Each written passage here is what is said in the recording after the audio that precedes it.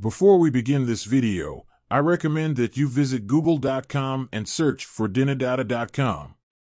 This website is a great resource for the latest updates on Dinar Guru news, all conveniently located on one page. For more information, I encourage you to visit the site. Sudani is working with the United States Treasury. The United States Treasury is sitting in the seat of the governor of the CBI where Alak normally sits. I find this to be a catalyst to see the United States Treasury there. I'm very excited about what's going on. There's a lot of rumors and stories out there about Alak resigning or him being pushed out because of his age. It's time for him to retire. Then you got people out there saying, oh, this is all fake news. Or maybe it's just the fact that there are some corrupt people still in government trying to grab control of the Central Bank of Iraq, and one of the steps they have to first do is force Alak out. Is it possible these stories are circulating because they want Alak out? Did he really take part in some crimes? There's a lot of different scenarios. That's the deal with Iraq, you're not always 100% sure of what's really going on. Referring al-Alak to retirement, a legal step, or settling political scores. It's been ongoing for the last few days. There's been a suggestion that he was going to resign. There wasn't any meat and potatoes to that. Then they went after his age. They said he was too old. Then now they're suggesting there's political scores that are doing this battle and giving bad publicity. Some people out there made a lot of money. They're not going to anymore, off those dollar auctions. They did it for a long time. We read yet more articles on the banking reforms now in motion, just as I was told would take place. Yes, measures are being put in place just as my CBI contact told me would happen, and the situation with the banks is going to be resolved, and soon. If Iraq doesn't start making the right decisions, they're not going to make it. They're going to be forced to use more US dollars because the US will put more and more sanctions on them if they don't, and that's going to devalue the currency even more.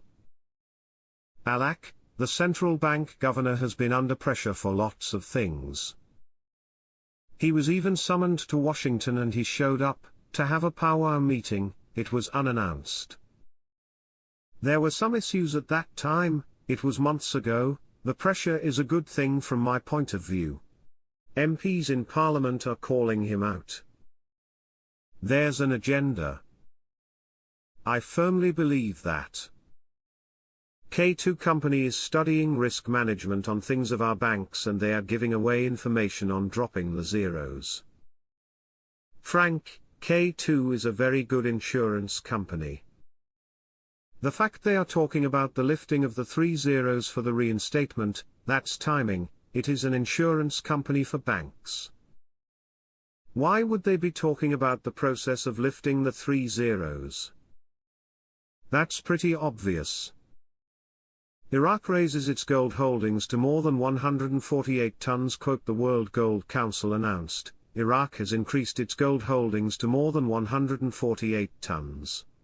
Economic researcher, Munar al-Obaidi, confirmed that electronic payments in Iraq increased during the month of July, exceeding the barrier of 2 trillion Iraqi dinars. Al-Obaidi stated in a statement that electronic payments increased during the month of July 2024 to exceed the barrier of 2 trillion Iraqi dinars, based on the increase in government electronic payments, which amounted to 912 billion Iraqi dinars during the past month of July, an increase of 17% compared to June 2024, in addition to the increase in electronic payments for points of sale, ATM withdrawals and cash withdrawals by 26% to reach 1 trillion dinars. Al-Obaidi added, electronic payments for bill payment services such as electricity, passports and other services increased by 40% to reach 31 billion Iraqi dinars, while electronic payments for fuel stations increased by 4% to reach 44 billion Iraqi dinars. He pointed out that the total electronic payments during the year 2024 amounted to 10.4 trillion Iraqi dinars, and is expected to reach more than 20 trillion Iraqi dinars. Al-Obeidi explained that these statistics include electronic payments that pass through the national switchboard, and do not include electronic payments that occur at points of sale outside Iraq.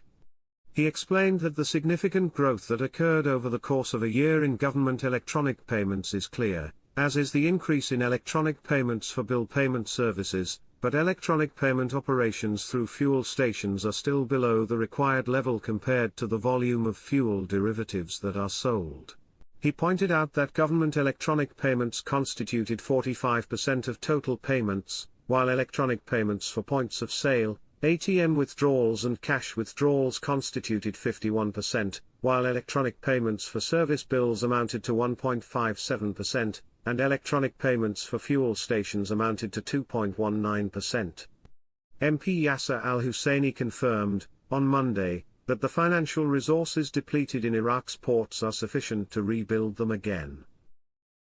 Al-Husseini said in an interview with Al-Maluma, "What is happening in Iraq's ports is a systematic draining of its financial resources in favor of influential forces that impose their authority and obstruct any attempts at correction and curbing the rampant corruption in every way."